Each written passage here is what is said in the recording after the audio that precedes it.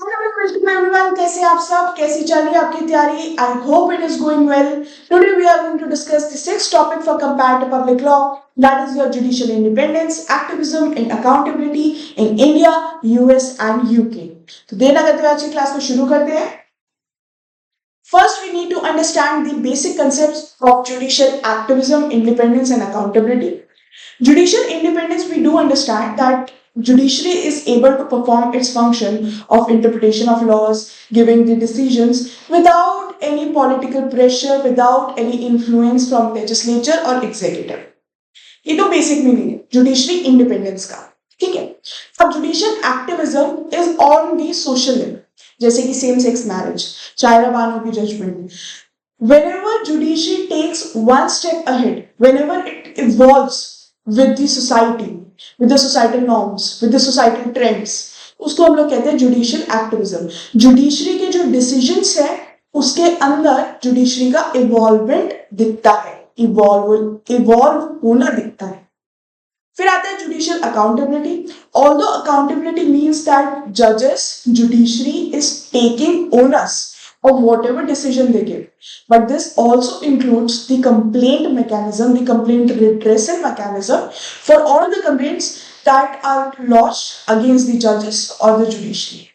एक बार इसकी official definition पढ़ लेते हैं. Independence of judiciary, the principle that the judiciary should be free from any undue influence from the executive and legislative branches.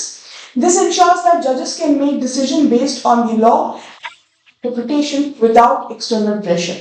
Judicial activism, when judges interpret laws and the constitution in a way that reflects contemporary values and conditions, often leading to a new public policies and expanding rights. Accountability, mechanisms to ensure that judges are responsible for their conduct and decisions. This includes ethical standards, transparency in decision making and disciplinary measures. I hope आपको ये चीजें clear हो गई. अब हम लोग एक एक कंट्री को डिस्कस करेंगे. We need to understand that how judicial independence is ensured in a particular country, how much judiciary is active in the societal development in its decision making, and how much accountability judiciary is taking for its action, or how much the redressal mechanism for the complaints against judiciary is working.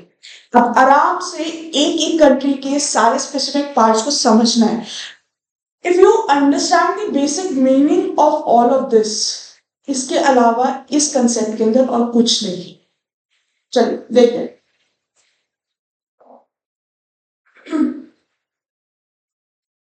Independence of judiciary, first India के बारे में हम लोग बात कर रहे हैं. Independence किस तरीके से इंश्योर करी जाती है? आर्टिकल 50 जो कि सेपरेट करता है जुडिशरी को from the executive, and then articles 124 to 147 जो स्ट्रक्चर, जुरिस्डिक्शन और पावर्स बताता है सुप्रीम कोर्ट और हाई कोर्ट की. उसके बाद आता है हमारा अपॉइंटमेंट्स.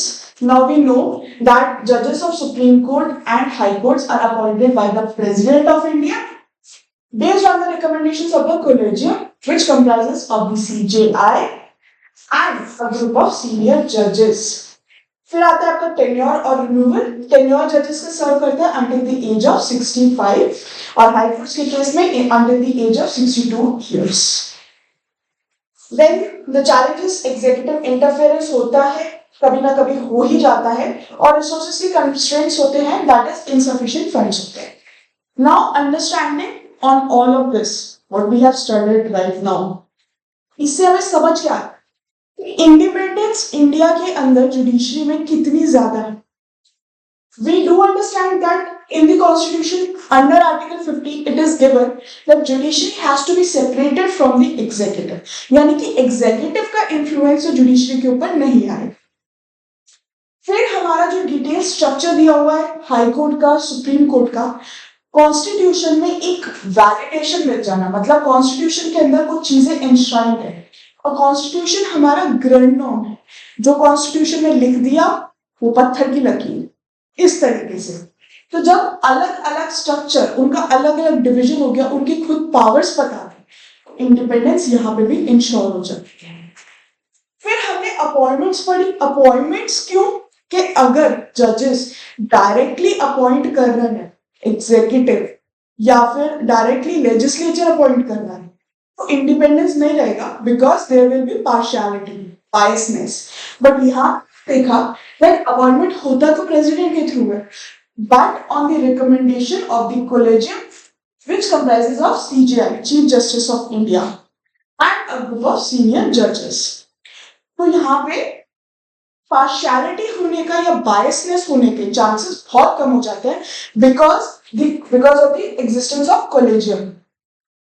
टेन्योर और रिमूवल, जजेस को पता है कि इतनी एज तक आप हैं ही, आपका टेन्योर है ही, तो वो किसी भी तरीके की कोई इल विल या किसी भी तरीके का कोई ऐसा जजमेंट नहीं देंगे जिनसे उनकी रेपुटेशन को हार्म पहुंचे। तो tenure is like security, job security है उनके पास। अगर एग्जीक्यूटिव इंटरफेरेंस, अब यहाँ पे चैलेंजेस में हमने क्यों पढ़ा, बिकॉज बहुत बारी हाई प्रोफाइल केसेस के अंदर एग्जीक्यूटिव इंटरफेरेंस देखने को मिल जाता है, इन्फ्लुएंस आ जाता है।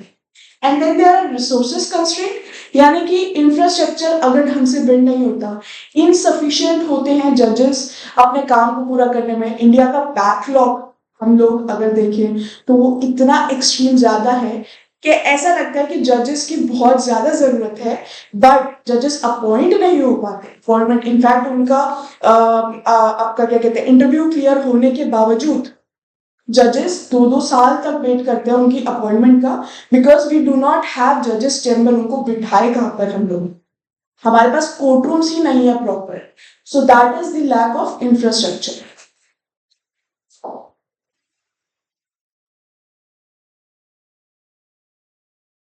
अब हम लोग आते हैं जुडिशियल एक्टिविज्म के ऊपर। सबसे पहले जुडिशियल एक्टिविज्म किस तरीके से इंश्योर करा जाता है, पब्लिक इंटरेस्ट लिटिगेशन के। जुडिशियल एक्टिविज्म सोसाइटी से डील करेगा। अब अगर हमारे पास पब्लिक इंटरेस्ट लिटिगेशन है तो सोसाइटल इंटरेस्ट अपने आप जजेस को खुद पता चलेगा। ये ओरिजिन हुआ था इसका justice PN Bhagwati and justice BR Krishnan Iyer in 1980s। Landmark cases, और तो यहाँ पे एग्जाम्पल के तौर पे विशाखा की गाइडलाइंस है, राइट टू एजुकेशन है, बट आप शायरा बानो का केस भी यहाँ पे ले सकते हैं, आप लोग सेम सेक्स मैरिज का केस भी ले सकते हैं, आप सिंह जोहर का केस भी ले सकते हैं। तो जितनी भी आपकी डेवलपमेंट्स हुई है फ्रॉम 2016 ऑनवर्ड्स टिल 2024, वो सारी जजमेंट्स आप यहाँ पे जुडिशियल एक्टिविज्म के अंदर इंक्लूड कर सकते हैं। पॉजिटिव एस्पेक्ट, सोशल जस्टिस मिलता है, एक्सपेंशन ऑफ राइट्स होते हैं। क्रिटिसिज्म, कभी कभी जुडिशरी अपनी बाउंड्रीज को क्रॉस कर जाती है जुडिशियल एक्टिविज्म को अचीव करते करते।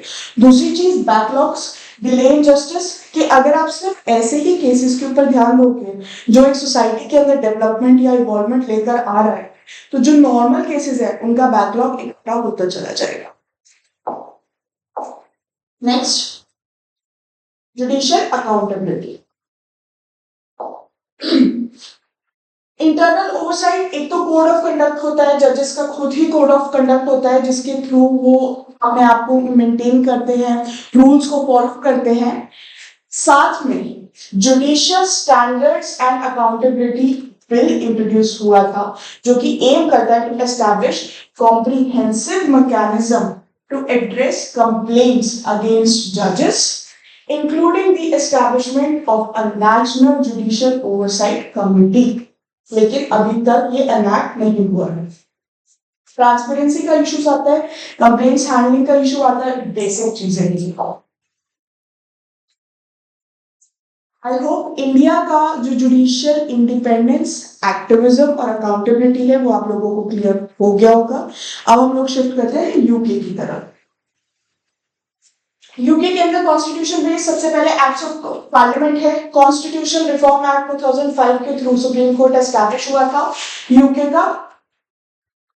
उसके बाद अनरिटन कॉन्स्टिट्यूशन है, हम लोग ये पिछली क्लास में भी ये चीज डिस्कस कर चुके हैं, that UK has unwritten constitution. मतलब एक कोई कंपाइल्ड कॉन्स्टिट्यूशन नहीं है, एक ऑफिशियल कॉन्स्टिट्यूशन की बुक नहीं है, ड्राफ्ट नहीं है ऑफिशियल कॉन्स्टिट्यूशन का।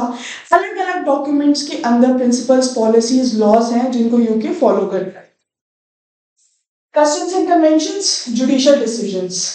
मैकेनिज्म क्या क्या है, अपॉइंटमेंट कैसे होता है जजेस का, हम ये ऑलरेडी पढ़ चुके हैं, जुडिशियल अपॉइंटमेंट कमीशन के through, and independent body responsible for selecting candidates for judicial office based on merit, ensuring transparency and minimizing political influence। यहाँ पे सिर्फ कैंडिडेट्स सेलेक्ट हो रहे हैं, अपॉइंटमेंट नहीं होगा, इस चीज पे ध्यान दीजिएगा। Tenure and removal, security of tenure, जजेस hold office during good behaviour typically until retirement age, यहाँ पे भी रिटायरमेंट एज होती है इनकी, providing stability and independence. Removal कब कब हो सकता है, जजेस can only be removed from the office through an address by both houses of parliament and senate, both houses of parliament, ensuring that the removal is based on serious misconduct or incapacity।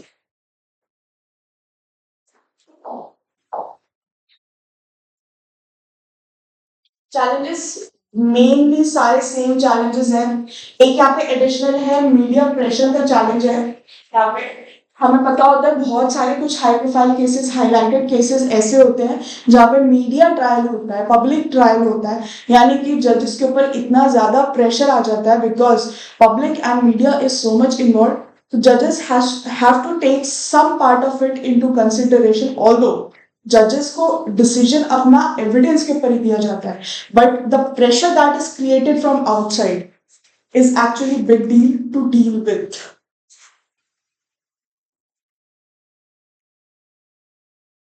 और लोग हाथ जाते हैं judicial activism के ऊपर, role of courts, interpretation of law. सबसे पहला role है ये कोर्ट्स का कि इंटरप्रिटेट करना है उनको लॉ को। उसके बाद ह्यूमन राइट्स एक्ट 1998, फिर आप लैंडमार्क केसेस के ऊपर ध्यान दे दीजिए।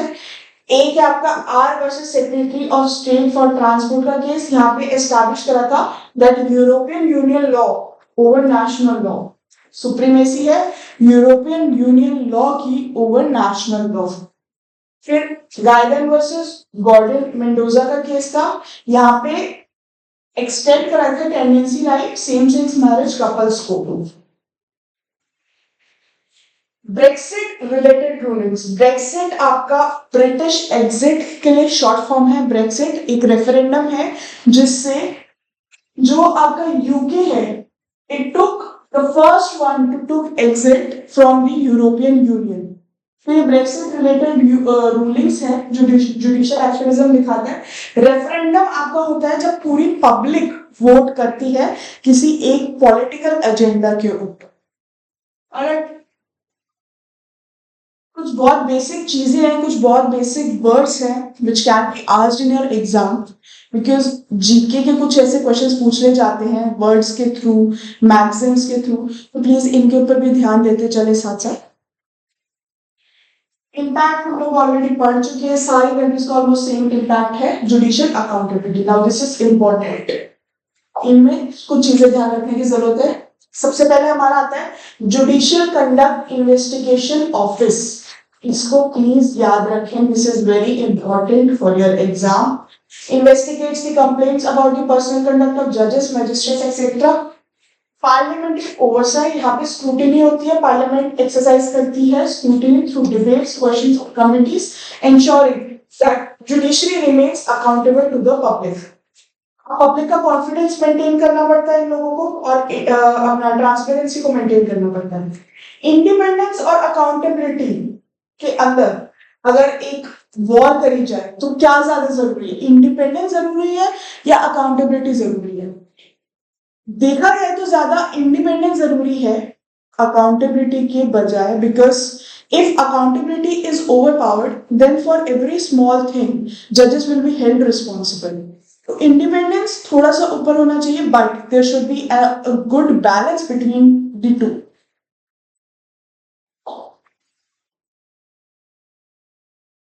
चलिए यहाँ पे हम लोग इंडिया और यूके खत्म करते हैं, यूएसए और इस टॉपिक से रिलेटेड क्वेश्चंस नेक्स्ट क्लास के अंदर। Thank you so much, all the very best.